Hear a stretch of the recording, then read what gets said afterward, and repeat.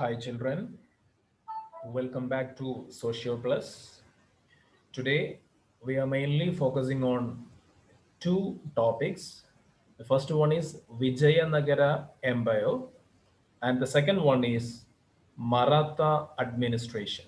വിജയനഗര സാമ്രാജ്യം അതേപോലെ മറാത്ത ഭരണം ഈ രണ്ട് കാര്യങ്ങളാണ് ഈ യൂണിറ്റിൽ നമുക്കിവിടെ അവശേഷിക്കുന്നത്. നമ്മൾ ഈ യൂണിറ്റ് എന്ന് പറയുന്നത് medieval India concept of kingship and nature of administration എന്നുള്ള യൂണിറ്റ് ആണ്. മധ്യകാല ഇന്ത്യയിലെ രാജഭരണവുമായി ബന്ധപ്പെട്ട ഭരണ സമ്പ്രദായങ്ങളുമായി ബന്ധപ്പെട്ട ഒരു അധ്യായം അല്ലെ, രാജസങ്കല്പവും ഭരണരീതിയും എന്നുള്ള ഈ ഒരു അധ്യായത്തിലെ ഏറ്റവും അവസാനത്തെ ഭാഗമാണ്, ഏറ്റവും അവസാനത്തെ ഒരു ക്ലാസ് ആണ് നമ്മൾ ഇന്നിവിടെ കൈകാര്യം ചെയ്യുന്നത്. അപ്പൊ അതിൽ ഏറ്റവും ആദ്യം നമ്മൾ നോക്കാൻ പോകുന്ന topic the Vijayanagara empire, Vijayanagara സാമ്രാജ്യം. അപ്പൊ നമ്മൾ ചോള സാമ്രാജ്യമാണ് കഴിഞ്ഞ ക്ലാസ്സിൽ അവസാനം നമ്മൾ പറഞ്ഞു വെച്ചത്. ചോള സാമ്രാജ്യത്തിലെ അല്ലെങ്കിൽ ചോള എംപയറിലെ വില്ലേജ് ഓട്ടോണോമി എന്ന് പറയുന്ന ഒരു കൺസെപ്റ്റ് ആണ് അവരുടെ ഏറ്റവും ഹൈലൈറ്റ് ആയിട്ട് നമ്മൾ പഠിക്കാനുള്ളതെന്ന് പറഞ്ഞു. അതിനുശേഷം പിന്നീട് ആ വില്ലേജ് ഓട്ടോണോമിയുടെ ഭാഗമായിട്ടുള്ള സഭ ഊർ എന്നിങ്ങനെ രണ്ട് കൗൺസിൽസ് പരിചയപ്പെട്ടു. അതിൽ സഭയുടെ ഫീച്ചേഴ്സും സഭയുടെ പവേഴ്സ് ആൻഡ് റെസ്പോൺസിബിലിറ്റീസ് ഒക്കെയാണ് ഏറ്റവും അവസാനം പറഞ്ഞത്. അപ്പൊ അതിന്റെ തുടർച്ചയായിട്ട് നെക്സ്റ്റ് എംപയർ മിഡിവിൽ ഇന്ത്യയിലെ മറ്റൊരു പ്രധാനപ്പെട്ട സാമ്രാജ്യമാണ്, ഭരണ സംവിധാനമായിരുന്നു വിജയനഗര എംപയർ, വിജയനഗര സാമ്രാജ്യം. അപ്പൊ ഇവിടെ ഏറ്റവും ആദ്യം ഒരു പുസ്തകത്തിൽ കൊടുത്തതുപോലെയുള്ള ഒരു ചിത്രം അവിടെ കൊടുത്തിട്ടുണ്ട് അല്ലെ, നമുക്കതൊന്ന് നോക്കാം. ഇതിന്റെ താഴെ കൃഷ്ണദേവരായരുടെ അമുക്തമല്യാത, കൃഷ്ണദേവരായ അമുക്തമല്യാത അല്ലെ, അതായത് കൃഷ്ണദേവരായരുടെ, ഇവിടെ ഈ ചിത്രം താഴെ കാണാം നിങ്ങൾക്ക്, കൃഷ്ണദേവരായ എന്ന് പറയുന്ന ആളുടെ അല്ലെങ്കിൽ കൃഷ്ണദേവരായരുടെ അമുക്തമല്യാത എന്ന കൃതിയിലെ വരികളാണ്. ഓക്കെ, അമുക്തമല്യാത എന്ന കൃതിയിലെ വരികളാണ് ഇവിടെ കൊടുത്തിട്ടുള്ളത്. നമുക്കത് നോക്കാം. So with great care and according to your power, you should attend to the work of protecting the good and punishing the wicked without neglecting anything that you see or hear. അങ്ങനെയാണ് ഇവിടെ കൊടുത്തത് അല്ലേ. അപ്പൊ എന്താ ഇവിടെ സംഭവം? ഇവിടെ പറയുന്നത് ഒരു രാജാവിനെ ഉദ്ദേശിച്ചുകൊണ്ട് പറയുകയാണ്, അതീവ ശ്രദ്ധയോടും അധികാരത്തിനനുസരിച്ചും സജ്ജനങ്ങളെ സംരക്ഷിക്കുകയും ദുഷ്ടന്മാരെ ശിക്ഷിക്കുകയും ചെയ്യുന്ന ജോലി നിങ്ങൾ ഏറ്റെടുക്കണം. ഓക്കെ, നിങ്ങൾ കാണുന്നതും കേൾക്കുന്നതുമായ ഒന്നും എന്ത് ചെയ്യരുത്, അവഗണിക്കരുത്. Without neglecting anything that you see or hear. അപ്പൊ ഇവിടെ എന്താ പറയുന്നത് നമുക്ക് നോക്കാം അല്ലെ. ഈ പറഞ്ഞതിന്റെ അർത്ഥം ഇപ്പൊ നമ്മൾ പറഞ്ഞു കഴിഞ്ഞു. എന്നാലും do you remember the discussion on Vijayanagara empire of South India in the previous classes? UP ക്ലാസ്സുകളിൽ നിങ്ങൾ വിജയനഗര എംപയറിനെ കുറിച്ച് ചെറിയ തോതിൽ പഠിച്ചിട്ടുണ്ട്. The above mentioned lines of Krishna Deva Raya indicate the relevance of a king in the administrative system. അപ്പൊ നമ്മളിപ്പോ വായിച്ചിട്ടുള്ള ഈ വരികളിൽ നിന്ന് നമുക്ക് വ്യക്തമാവുന്ന കാര്യം എന്താണ്?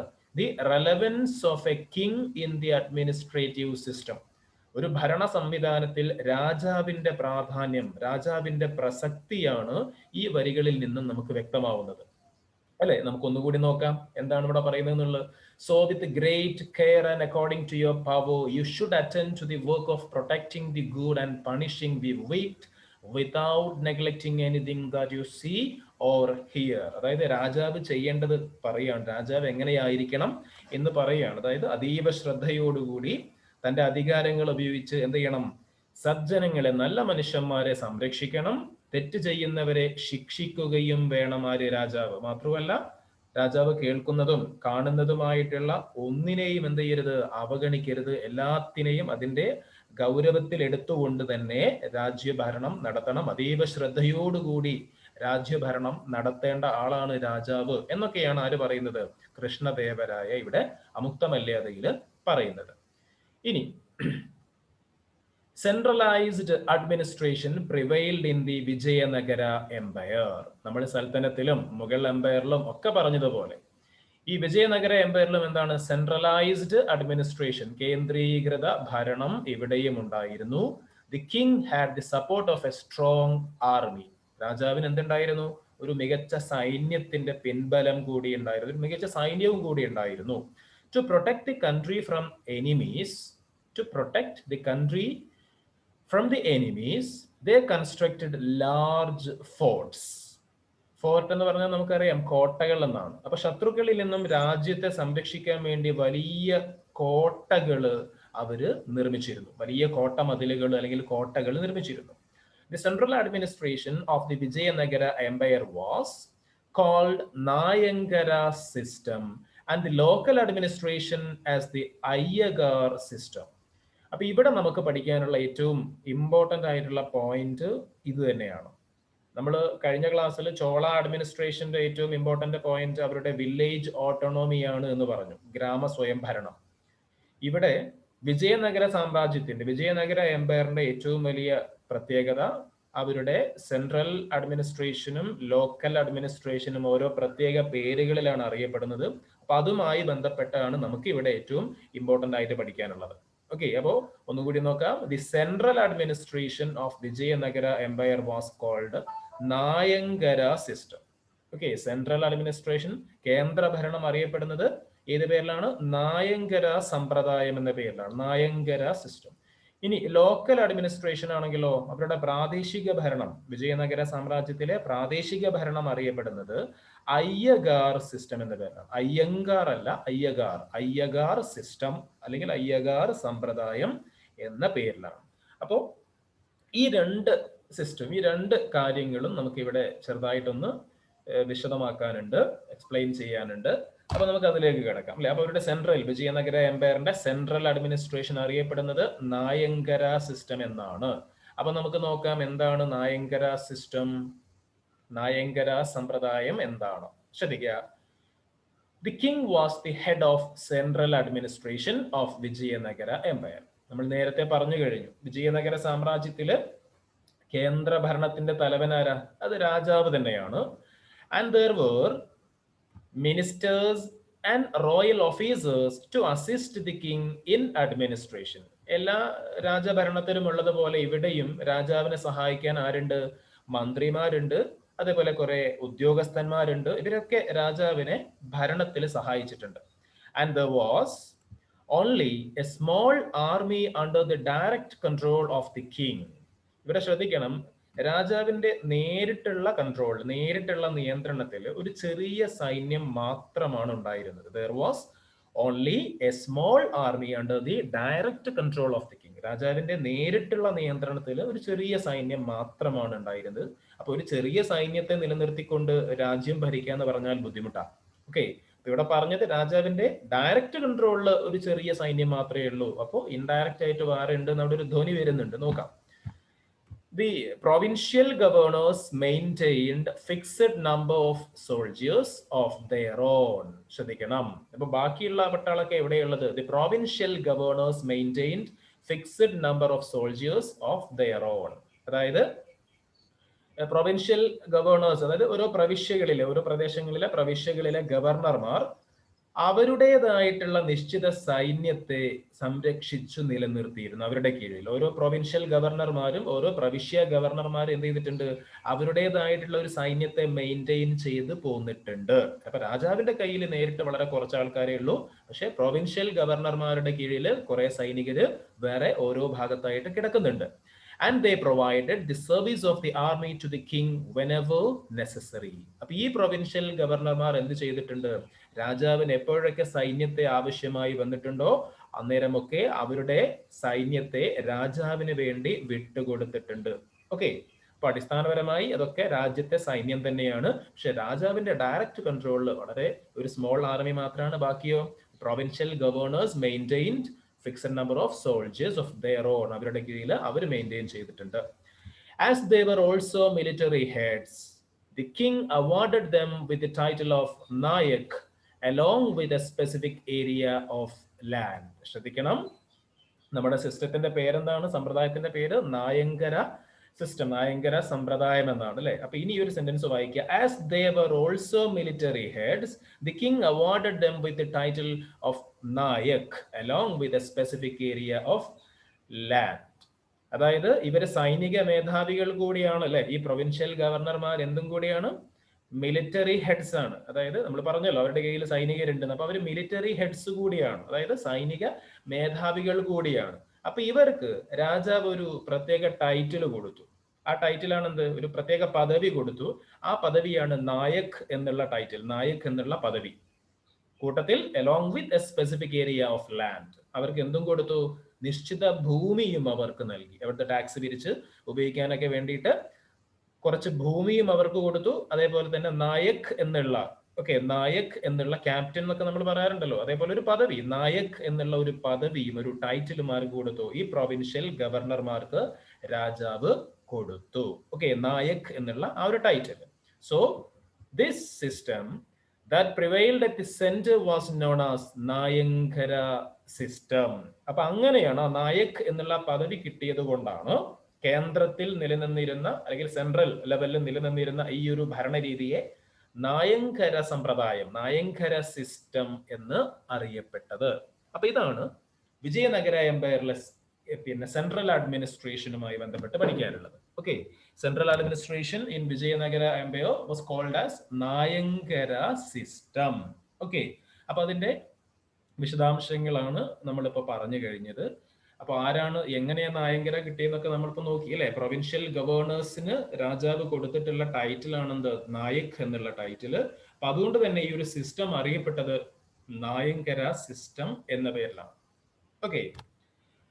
അപ്പൊ ഇവിടെ അടുത്തത് അയ്യഗാർ സിസ്റ്റം ആണ്.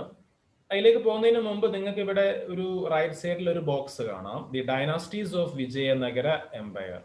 വിജയനഗര സാമ്രാജ്യത്തിലെ വിവിധ രാജവംശങ്ങൾ ഏതൊക്കെയാണ്? പല രാജവംശങ്ങൾ ചേർന്നതാണ് എന്ത്? വിജയനഗര എംപയർ. അപ്പോൾ നമ്മൾ തുടക്കത്തിൽ പഠിച്ചിട്ടുണ്ടായിരുന്നു സൽത്തനത്ത് ഭരണം. സൽത്തനത്ത് ഭരണം എന്ന് പറയുമ്പോൾ അതിൽ ഏതെങ്കിലും ഒരു രാജവംശം മാത്രമല്ല, അവിടെ ആരൊക്കെയുണ്ട്? അടിമവംശം ഉണ്ട് അല്ലെ, അതേപോലെ തന്നെ അടിമവംശം അല്ലെങ്കിൽ മംലൂക്ക് വംശം ഉണ്ട്, അതേപോലെ തുഗ്ലക് ഉണ്ട്, ഖൽജി ഉണ്ട്, സയ്യിദ് ഉണ്ട്, ലോധി ഉണ്ട്. അങ്ങനെയുള്ള 5 വംശങ്ങളുണ്ട്. 5 ഡൈനാസ്റ്റീസ് ചേർന്നതാണ് സൽത്തനത്ത് രാജഭരണം. നമ്മൾ പഠിച്ചു. അപ്പൊ അതേപോലെ ഈ വിജയനഗര എംപയറിലും പ്രധാനപ്പെട്ട ചില രാജവംശങ്ങളുണ്ട്. അവരെ പറ്റി പറയുന്ന ഒരു ബോക്സ് ആണ് ഇത്. എക്സ്ട്രാ റീഡിംഗ് ആണ്, നമുക്ക് എക്സാമിന് വേണ്ടി ആവശ്യമില്ല, എക്സ്ട്രാ റീഡിങ്ങിന്റെ ബോക്സ് ആണ്. എന്നാലും ജസ്റ്റ് ഒന്ന് നോക്കി വെക്കാം. ഏതൊക്കെയാണ് ഡൈനാസ്റ്റീസ്? സംഗമ, സലുവ, തുളുവ, ആരവിഡു ഡൈനാസ്റ്റീസ് ആണ്. ഇങ്ങനെയുള്ള 4 ഡൈനാസ്റ്റീസ് ചേർന്നതാണ്, 4 രാജവംശങ്ങൾ ചേർന്നതാണ് ഇത് വിജയനഗര എംപയർ എന്ന് മനസ്സിലാക്കാം.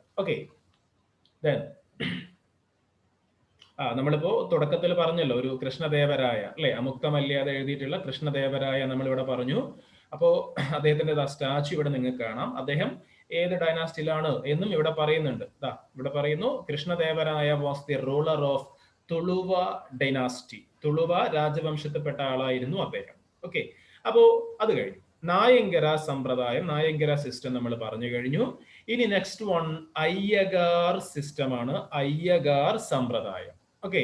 അപ്പോ ഒന്ന് നമ്മൾ ഓൾറെഡി പഠിച്ചു കഴിഞ്ഞു. എന്ത്? നായങ്കര സിസ്റ്റം അത് സെൻട്രൽ ലെവലിൽ ഉണ്ടായിരുന്നതാണ്, സെൻട്രൽ അഡ്മിനിസ്ട്രേഷൻ ആണ് നായങ്കര സിസ്റ്റം എന്ന് അറിയപ്പെട്ടത്. അപ്പൊ അയ്യഗാർ എന്തായിരിക്കും? അത് ലോക്കൽ അഡ്മിനിസ്ട്രേഷൻ ആയിരിക്കും, പ്രാദേശിക ഭരണമായിരിക്കും, സംശയം വേണ്ട അല്ലെ. ഏതായാലും നമുക്ക് നോക്കാം. For the convenience of administration, the empire was divided into provinces, nadus and villages. നമ്മൾ എല്ലാ ഭരണത്തിലും ശ്രദ്ധിച്ചൊരു കാര്യമാണ്, ഭരണ സൗകര്യത്തിന് വേണ്ടിയിട്ട് അവരൊക്കെ രാജ്യത്തെ പല ജിയോഗ്രഫിക്കൽ യൂണിറ്റുകളാക്കി തിരിച്ചിട്ടുണ്ട് അല്ലെ. പല രൂപത്തിൽ രാജ്യത്തെ പല ഭാഗങ്ങളായി വിഭജിച്ചിട്ടുണ്ട്. സുബകള്, പർഗാനകള്, വളനാടുകള്, കൊട്ടം, അങ്ങനെയൊക്കെയുള്ള പല പേരിൽ പല രാജവംശങ്ങളും രാജ്യത്തെ ഡിവൈഡ് ചെയ്തു. അപ്പൊ ഈ വിജയനഗര ഭരണ കാലഘട്ടത്തിലും എന്ത് ചെയ്തിട്ടുണ്ട്? രാജ്യത്തെ divided into provinces, Nadus and villages. പ്രവിശ്യകളും നാടുകളും ഗ്രാമങ്ങളുമാക്കി തിരിച്ചു. And village was the basic unit. ഏറ്റവും അടിസ്ഥാന ഘടകം ഏതാ? ഗ്രാമമാണ്, വില്ലേജ് ആണ്. And the village assemblies functioned in the same way as it did during the period of Cholas. ചോളന്മാരുടെ കാലത്ത് നമ്മൾ ചില ഗ്രാമഭരണത്തിന് വേണ്ടിയുള്ള ചില സമിതികളെ, കൗൺസിൽസ് നമ്മൾ പരിചയപ്പെട്ടു. അപ്പൊ അതേപോലെയുള്ള സമിതികളൊക്കെ എവിടെ ഉണ്ടായിരുന്നു? വിജയനഗര സാമ്രാജ്യത്തിലും ഉണ്ടായിരുന്നു എന്നാണ് പറയുന്നത്. The day-to-day administration of the village was done by the officers known as Ayyagars, who inherited the post. ഇവിടെയാണ് അതിന്റെ ടേണിംഗ് പോയിന്റ് വരുന്നത്, ശ്രദ്ധിക്കുക. The day-to-day administration of the village was done by the officers known as Ayyagars. ഗ്രാമങ്ങളിലെ ഭരണം അല്ലെങ്കിൽ ഗ്രാമങ്ങളിലുള്ള പിന്നെ day to day administration എന്ന് പറയുമ്പോൾ ദൈനംദിന ഭരണം എന്ന് പറയാം അല്ലെ. അപ്പോ ഈ ഗ്രാമങ്ങളിലുള്ള ഗ്രാമങ്ങളുടെ ദൈനംദിന ഭരണം നിർവഹിച്ചിരുന്നത് പരമ്പരാഗതമായി നിർവഹിച്ചിരുന്നത് ആരാണ്? അയ്യഗാർമാരാണ്. നേരത്തെ ഹു ഇൻഹെറിറ്റഡ് ദി പോസ്റ്റ് എന്ന് പറഞ്ഞത് കൊണ്ട് ഉദ്ദേശിക്കുന്ന അതാണ്. അത് കാലാകാലങ്ങളായിട്ട് പരമ്പരാഗതമായിട്ട് ഈ ഗ്രാമങ്ങളുടെ ഓരോ വില്ലേജിന്റെയും ഓരോ ഗ്രാമത്തിന്റെയും ഡേ ടു ഡേ അഡ്മിനിസ്ട്രേഷൻ, അവിടുത്തെ പിന്നെ ദൈനംദിന ഭരണം, ഓരോ ഗ്രാമത്തിന്റെയും ദൈനംദിന ഭരണം നിർവഹിച്ചിരുന്നത് പരമ്പരാഗതമായിട്ട് ആരാണ്? അയ്യഗാർമാരായിരുന്നു. അയ്യഗാർമാരായിരുന്നു. And this administrative system is known as Ayyagar system. അപ്പോ അയ്യഗാർമാരാണ് എന്ത് നടത്തിയത്? വില്ലേജ് ലെവലിലുള്ള അല്ലെങ്കിൽ ലോക്കൽ അഡ്മിനിസ്ട്രേഷൻ അല്ലെ, day to day local administration നടത്തിയത്, ഓർഗനൈസ് ചെയ്തത് ആരാണ്? അയ്യഗാർമാരാണ്. അതുകൊണ്ട് തന്നെ ലോക്കൽ അഡ്മിനിസ്ട്രേഷൻ ഏത് പേരിൽ അറിയപ്പെടുന്നു? പ്രാദേശിക ഭരണം ഏത് പേരിൽ അറിയപ്പെടുന്നു? അയ്യഗാർ സിസ്റ്റം എന്ന പേരിലും അറിയപ്പെടുന്നു. അപ്പോൾ ഈ ഒരു പോയിന്റ് അവിടെ ഹൈലൈറ്റ് ചെയ്തുകൊണ്ട് ഓർക്കുക. The day to day administration of the village was done by officers known as Ayyagars who inherited the post and this administrative system is known as Ayyagar system. Vijayanagara സാമ്രാജ്യത്തില് പരമ്പരാഗതമായിട്ട് ഗ്രാമത്തിന്റെ ഭരണം അല്ലെ, പരമ്പരാഗതമായിട്ട് ഗ്രാമഭരണം വഹിച്ചു പോന്നിരുന്ന ഉദ്യോഗസ്ഥന്മാർ അല്ലെങ്കിൽ ഗ്രാമത്തിന്റെ ദൈനംദിന ഭരണം നടത്തിയിരുന്ന ഉദ്യോഗസ്ഥന്മാര് അയ്യഗാർമാരാണ്, അല്ലെങ്കിൽ അയ്യഗാർ എന്നാണ് അവർ അറിയപ്പെട്ടത്. അതുകൊണ്ട് തന്നെ ഈ ഒരു സിസ്റ്റത്തെ ഏത് പേരിൽ അറിയപ്പെടുന്നു? അയ്യഗാർ സമ്പ്രദായം, അയ്യഗാർ സിസ്റ്റം എന്ന പേരിൽ അറിയപ്പെടുന്നു. ഇനി അടുത്ത സെന്റൻസ് നോക്കുക. The position of the Ayyagars in the village administration was equal to that of the Nayaks in central administration. കേന്ദ്ര ഭരണത്തില് സെൻട്രൽ അഡ്മിനിസ്ട്രേഷനിൽ നമ്മൾ പറഞ്ഞല്ലോ നായക്മാരാണ് അല്ലെ, അവർക്ക് വലിയ പദവി ഉണ്ടെന്നൊക്കെ നമ്മൾ പറഞ്ഞു. പ്രൊവിൻഷ്യൽ ഗവർണർമാരെ വിളിക്കുന്ന പേരാണ് നായക് എന്നൊക്കെ നമ്മൾ പറഞ്ഞു. അപ്പോൾ ആ സെൻട്രൽ അഡ്മിനിസ്ട്രേഷനില് അല്ലെങ്കിൽ കേന്ദ്ര ഭരണത്തില് നായക് പദവിക്ക്, നായക് എന്ന് പറയുന്ന ആളുകൾക്ക് എത്രത്തോളം പ്രാധാന്യമുണ്ടോ അതേപോലെ തന്നെ പ്രാദേശിക ഭരണത്തില് ലോക്കൽ അഡ്മിനിസ്ട്രേഷനിൽ ആർക്ക് പ്രാധാന്യമുണ്ട്? ആർക്ക് ഇമ്പോർട്ടൻസ് ഉണ്ട്? അയ്യഗാർമാർക്ക് ഇമ്പോർട്ടൻസ് ഉണ്ട്. ഇപ്പൊ നമ്മുടെ ഇന്നത്തെ കാലത്ത് നമ്മുടെ പിന്നെ സെൻട്രൽ ലെവലില് പ്രസിഡന്റ്, ഇപ്പൊ ഇന്ത്യന്റെ കാര്യം പറയുകയാണെങ്കിൽ നമ്മുടെ കേന്ദ്രതലത്തിൽ രാഷ്ട്രപതി, പ്രസിഡന്റ് ആരാണോ അതിന് തുല്യമായ പദവിയാണ് ഒരു സംസ്ഥാനത്തിൽ ആർക്കുള്ളത്? ഗവർണർക്കുള്ളത്. നമ്മൾ മുമ്പ് അവർ ഗവൺമെന്റ് എന്ന് പറയുന്ന ഒരു ചാപ്റ്ററിൽ ഇക്കാര്യം ഡിസ്കസ് ചെയ്തിട്ടുണ്ട്. നമ്മുടെ അല്ലെ നമ്മുടെ എന്താണ് ഗവൺമെന്റുമായി ബന്ധപ്പെട്ട ആ ഒരു പിന്നെ യൂണിറ്റിൽ നമ്മൾ പറഞ്ഞിട്ടുണ്ട്. അപ്പൊ അതുപോലെ സെൻട്രലില് രാഷ്ട്രപതി അല്ലെങ്കിൽ പ്രസിഡന്റ് ആരാണോ അതേ സ്റ്റാറ്റസ് ആണ്, റെസ്പോൺസിബിലിറ്റീസും പവേഴ്സും ആണ് ആർക്കുള്ളത്? ഗവർണർക്ക് ഓരോ സംസ്ഥാനങ്ങളിലും സ്റ്റേറ്റിലും ഉള്ളത്. അപ്പൊ അതേപോലെ ഇവിടെ വിജയനഗര എംപയറിൽ സെൻട്രൽ അഡ്മിനിസ്ട്രേഷനിൽ നായക്, അവർക്ക് എത്രത്തോളം എന്തൊക്കെ പദവികളുണ്ടോ അതേ സ്ഥാനവും അധികാരവും ഒക്കെ ആർക്കുണ്ട്? അയ്യഗാർമാർക്ക് ലോക്കൽ അഡ്മിനിസ്ട്രേഷനിലും ഉണ്ട്. അപ്പൊ ഇത്രയും കാര്യങ്ങളാണ് അയ്യഗാർ സമ്പ്രദായവുമായി ബന്ധപ്പെട്ട് പറയുന്നത്. അതോടുകൂടി എന്ത് കംപ്ലീറ്റ് ആവുകയാണ്? ഈ വിജയനഗര എംപയർ കംപ്ലീറ്റ് ആവുകയാണ്. പ്രത്യേകിച്ച് ഒന്നും അവിടെ പഠിക്കാനില്ല, ചെറിയൊരു ഏരിയ ആണ് അല്ലെ. അപ്പൊ വിജയനഗര എംപയറിന്റെ ഏറ്റവും വലിയ പ്രത്യേകത അവരുടെ സെൻട്രൽ അഡ്മിനിസ്ട്രേഷൻ അറിയപ്പെടുന്നത് നായങ്കര സമ്പ്രദായമെന്നും ലോക്കൽ അഡ്മിനിസ്ട്രേഷൻ അറിയപ്പെടുന്നത് അയ്യഗാർ സമ്പ്രദായമെന്നുമാണ്. അത് രണ്ടും മാത്രമേ ഇവിടെ പഠിക്കാനുള്ളത്. ഇനി ഏറ്റവും അവസാനത്തെ ഈ യൂണിറ്റിലെ ഏറ്റവും അവസാനത്തെ ടോപ്പിക് മറാത്ത അഡ്മിനിസ്ട്രേഷൻ ആണ്, അല്ലെങ്കിൽ മറാത്ത ഭരണമാണ്. മറാത്ത ഭരണം. അപ്പൊ നമുക്ക് നോക്കാം. You might be familiar the Maratha kingdom which ruled India in the 17th century. 17ാം നൂറ്റാണ്ടില് ഇന്ത്യയിൽ ഭരണം നടത്തിയിട്ടുള്ള ഒരു പ്രബല രാജവംശമാണ് മറാത്ത രാജവംശം. അതും ചെറിയ തോതിൽ നിങ്ങൾ UP ക്ലാസ്സുകളിലൊക്കെ പഠിച്ചിട്ടുണ്ടാവാം. Like all other medieval Indian rulers, the Maratha king was also the supreme authority with the powers of a legislature, executive, judiciary and military. എന്താണ് പറയുന്നത്? നമ്മൾ ഇതുവരെ പഠിച്ചിട്ടുള്ള എല്ലാ രാജവംശങ്ങളിലും രാജാവാണല്ലോ പരമാധികാരി. ഈ മറാത്ത ഭരണത്തിലും അങ്ങനെ തന്നെയാണ് എന്നാ പറയുന്നത്. ഇവിടെ എന്തില്ല? മാറ്റമില്ല. സുപ്രീം അതോറിറ്റി അല്ലെങ്കിൽ അൾട്ടിമേറ്റ് അതോറിറ്റി അല്ലെങ്കിൽ ഇത് സോവറീൻ അതോറിറ്റി എന്ന് പറയുന്നത് ആരാ? അത് രാജാവ് തന്നെയാണ്. ലെജിസ്ലേച്ചർ ആയിക്കോട്ടെ, എക്സിക്യൂട്ടീവ് ആയിക്കോട്ടെ, ജുഡീഷ്യറി ആയിക്കോട്ടെ, മിലിറ്ററി ആയിക്കോട്ടെ, എല്ലാത്തിന്റെ മുകളിലും പരമാധികാരി ഇവിടെയും രാജാവ് തന്നെയാണ്. Observe the diagram. which shows the functions of ministers in the council called Ashtapradhan, which helped the Maratha ruler Shivaji in his administration. അപ്പോൾ ഈ മറാത്ത അഡ്മിനിസ്ട്രേഷനിൽ നമുക്ക് ഹൈലൈറ്റ് ചെയ്ത് പഠിക്കാനുള്ള പിന്നെ സംഗതികളിൽ ഒന്നാണ് ഇപ്പൊ നമ്മളിവിടെ പറയുന്നത്. ഇവിടെ നിങ്ങളോട് പറയുന്നത് എന്താ? മറാത്തയിലെ പിന്നെ ഏറ്റവും പ്രധാനപ്പെട്ട ഭരണാധികാരിയായിരുന്ന ശിവജി എന്ന റൂളർ, ശിവജി, ആ ശിവജിയെ ഭരണത്തിൽ സഹായിക്കാനുണ്ടായിരുന്ന ഒരു കൗൺസിൽ ഉണ്ട്. അതിന്റെ പേരാണ് അഷ്ടപ്രധാൻ. ഓക്കെ, എന്താണ് അഷ്ടപ്രധാൻ? ഒരു കൗൺസിലാണ്, കൗൺസിൽ ഓഫ് മിനിസ്റ്റേഴ്സ് ആണ്. To assist Shivaji in administration. ഭരണത്തിൽ ശിവജിയെ സഹായിക്കാനുള്ള ഒരു മന്ത്രിസഭ, അങ്ങനെ പറയാം, ഒരു മന്ത്രിസഭയാണ് എന്ത്? അഷ്ടപ്രധാൻ എന്ന് പറയുന്നത്. ഓക്കെ, അഷ്ടപ്രധാൻ, അഷ്ടം എന്ന് പറയുമ്പോൾ 8 അല്ലെ? അപ്പോ നോക്കാം ആരൊക്കെയാണ് ആ മന്ത്രിമാര്, ഏതൊക്കെയാണ് ആ പദവികൾ എന്നുള്ള ഇവിടെ നോക്കാം. അഷ്ടപ്രധാനാണ് കേട്ടോ, അഷ്ടപ്രധാൻ. അപ്പൊ നോക്കാം എത്ര ഉണ്ട്? 1 2 3 4 5 6 7. അപ്പം 8 തന്നെയാണ്. അപ്പൊ ഓരോ പദവികളായിട്ട് നമുക്ക് ഇവിടെ നോക്കാം. ഏറ്റവും ആദ്യം, ഇത് വളരെ ഇമ്പോർട്ടന്റ് ആണ്, നിർബന്ധമായിട്ടും പഠിക്കണം. അഷ്ടപ്രധാൻ ശിവജിയുമായി ബന്ധപ്പെട്ടതാണ്. അദ്ദേഹത്തിന്റെ കൗൺസിൽ ഓഫ് മിനിസ്റ്റേഴ്സ് ആണ് അഷ്ടപ്രധാൻ എന്നറിയപ്പെടുന്നത്. ഓരോ പേരുകൾ നോക്കുകയാണെങ്കിൽ ഏറ്റവും ആദ്യത്തേത് പേഷ്വ. ഓക്കെ, പേഷ്വ. ആരാ പേഷ്വ കൊണ്ട് ഉദ്ദേശിക്കുന്നത്? അത് പ്രധാനമന്ത്രിയാണ്, പ്രൈം മിനിസ്റ്റർ ആണ്. ന്യായാധ്യക്ഷ്, ചീഫ് ജുഡീഷ്യൽ ഓഫീസർ ആണ്, അതായത് മുഖ്യ ന്യായാധിപതി, ചീഫ് ജസ്റ്റിസ് എന്നൊക്കെ പറയും നമ്മൾ, ജഡ്ജി, മുഖ്യ judge. Okay, next one Amatya. ആരാ അമാത്യ? ധനകാര്യമന്ത്രിയാണ്, ധനകാര്യം കൈകാര്യം ചെയ്തിട്ടുള്ള ആളാണ് അമാത്യ, ഫിനാൻസ് ഓഫീസർ ആണ്. സജീവ്. ആരാ സജീവ്? മലയാളത്തിൽ സജീവൻ എന്നൊക്കെയാ മലയാളം ടെക്സ്റ്റിൽ കാണാം. സജീവ് അല്ലെങ്കിൽ സജീവൻ റോയൽ കറസ്പോണ്ടൻസ്, രാജകീയ കത്തിടപാടുകൾ നടത്തിയിട്ടുള്ള ആളാണ്. Next one Mantrin, private secretary of the king, രാജാവിന്റെ പ്രൈവറ്റ് സെക്രട്ടറി ആണ് മന്ത്രി. Okay, then Panditarao. ആരാ Panditarao? Religious and charitable activities, മതകാര്യം, ദാനധർമ്മം. ഓക്കെ, ദാനധർമ്മം. ഓക്കെ, മതകാര്യം, ദാനധർമ്മം തുടങ്ങിയിട്ടുള്ള കാര്യങ്ങളൊക്കെയാണ് പണ്ഡിതറാവോന്റെ ഉത്തരവാദിത്തങ്ങള്. ദെൻ സുമന്ത്. ആരാ സുമന്ത്? ഫോറിൻ അഫയേഴ്സ് ആണ്, വിദേശകാര്യ മന്ത്രിയാണ്, വിദേശകാര്യം നോക്കുന്ന ആളാണ്. ആൻഡ് ലാസ്റ്റ് വൺ സേനാപതി, മിലിറ്ററി. ആ പേര് തന്നെയുണ്ട്, സേനാപതി. ആരാ? സൈനികം അല്ലെ? സൈന്യത്തിന്റെ തലവനാണ്, സൈന്യത്തിന്റെ തലവൻ രാജാവാണ്, എന്നാലും അദ്ദേഹത്തിന് താഴെ ഒരാൾ ഉണ്ടാവുമല്ലോ, അതാണ് ആര്? സേനാപതി, മിലിറ്ററി കാര്യങ്ങൾ നോക്കിയിട്ടുള്ള ആൾക്കാർ. അപ്പൊ ഇതാണ് Ashtapradhan. Okay, the council of ministers who assisted Shivaji in the administration. ഭരണത്തിൽ ശിവജിയെ സഹായിച്ച അഷ്ടപ്രധാനാണ് നിങ്ങളിപ്പോ പരിചയപ്പെട്ടത്.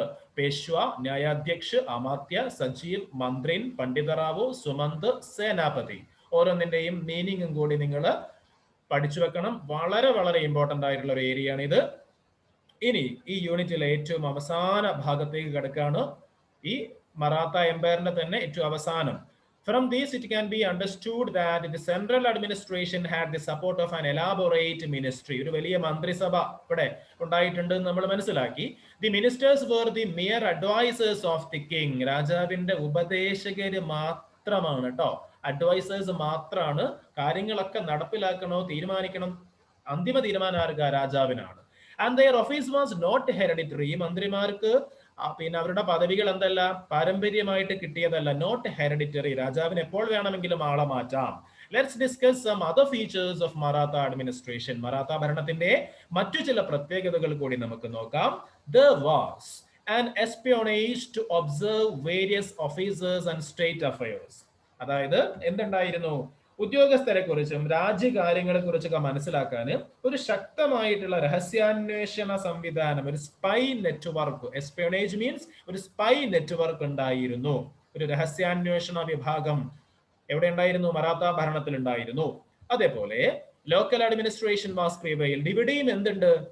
പ്രാദേശിക ഭരണം ഉണ്ടായിരുന്നു, ലോക്കൽ അഡ്മിനിസ്ട്രേഷൻ ഉണ്ടായിരുന്നു. അപ്പോ ഏറ്റവും അവസാനത്തെ സൈഡ് ഹെഡിംഗ് ആണ് local administration of Marathas. Maratha ഭരണകാലത്തെ പ്രാദേശിക ഭരണം. അതും കൂടി പറഞ്ഞാൽ ഈ യൂണിറ്റ് ഇവിടെ അവസാനിക്കും. ഓക്കെ, അപ്പൊ മറാത്ത ഭരണകാലത്തെ പ്രാദേശിക ഭരണം ശ്രദ്ധിക്കുക. The Maratha kingdom was divided into many parts for the convenience of administration. എല്ലാ സ്ഥലത്തും നമ്മൾ പറഞ്ഞതുപോലെ തന്നെ ഇവിടെയും പറയാണ് അല്ലെ? മറാത്ത രാജ്യത്ത് എന്ത് ചെയ്തു? അഡ്മിനിസ്ട്രേറ്റീവ് കൺവീനിയൻസിന് വേണ്ടി, ഭരണ സൗകര്യത്തിന് വേണ്ടി പല ഭാഗങ്ങളാക്കി ഡിവൈഡ് ചെയ്തു. And these divisions were provinces, districts or Prantas, Parganas and villages. ഏതൊക്കെ പേരിലാണ് ഡിവൈഡ് ചെയ്തത്? രാജ്യത്തെ പ്രോവിൻസുകളാക്കി, അതായത് പ്രവിശ്യകളാക്കി, പിന്നെ ഡിസ്ട്രിക്റ്റുകൾ അഥവാ പ്രാന്താസ് അല്ലെങ്കിൽ ജില്ലകളാക്കി, പർഗാനാസ് ആൻഡ് വില്ലേജസ്, പർഗാനകളും വില്ലേജ് ഗ്രാമങ്ങൾ, പർഗാനകളും ഗ്രാമങ്ങളൊക്കെ ആക്കി തിരിച്ചു അല്ലെ. Provinces, districts or Prantas, Parganas and villages, ഇങ്ങനെ ഡിവൈഡ് ചെയ്തു. The officers were directly appointed by the king. ഈ ഓരോ പ്രദേശങ്ങളിലേക്കുള്ള ഉദ്യോഗസ്ഥന്മാരെ രാജാവ് നേരിട്ട് നിയമിച്ചു.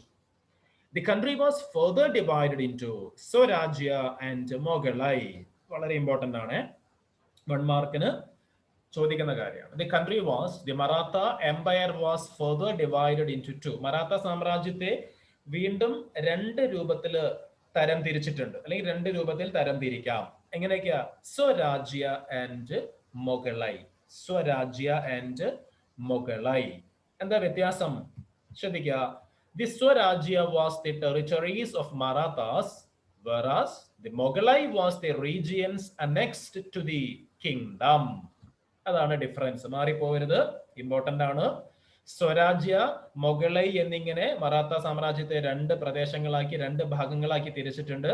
സ്വരാജ്യ എന്ന് പറഞ്ഞാൽ എന്താ? It was the territories of Marathas. അതായത് സ്വരാജ്യ എന്ന് പറഞ്ഞാൽ മറാത്തക്കാരുടേതായിട്ടുള്ള ഭൂപ്രദേശങ്ങളാണ്.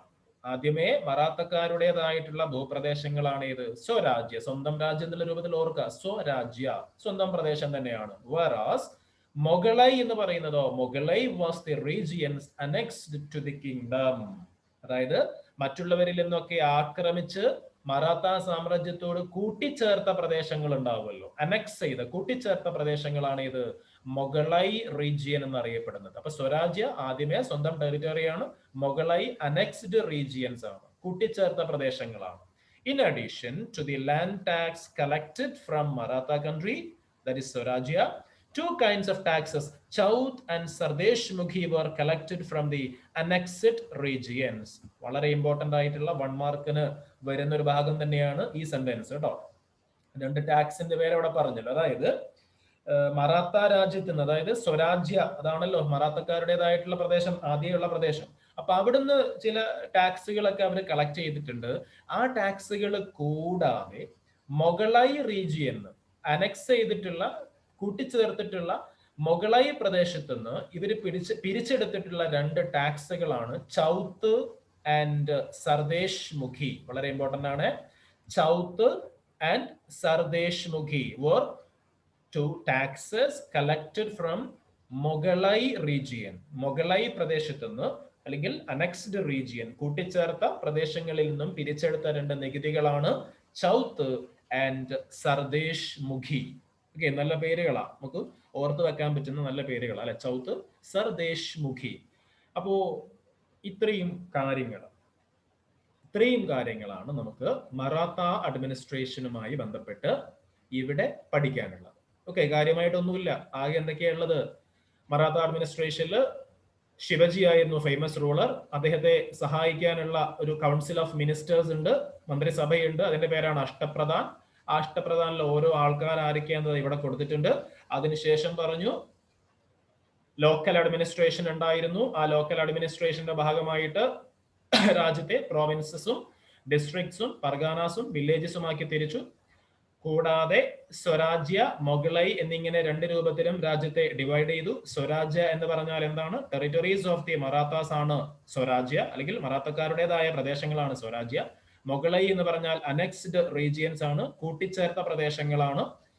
മൊഗളൈ റീജിയന്ന് പിരിച്ചെടുത്ത 2 ടാക്സസ് ആണ് ചൗത്ത്, സർദേശ് മുഖി. അല്ലെ, ഇത്ര കാര്യങ്ങളേ ഉള്ളൂ, വേറെ ഒന്നുമില്ല. അപ്പോൾ ആ യൂണിറ്റ് തന്നെ ഇവിടെ അവസാനിക്കുകയാണ്.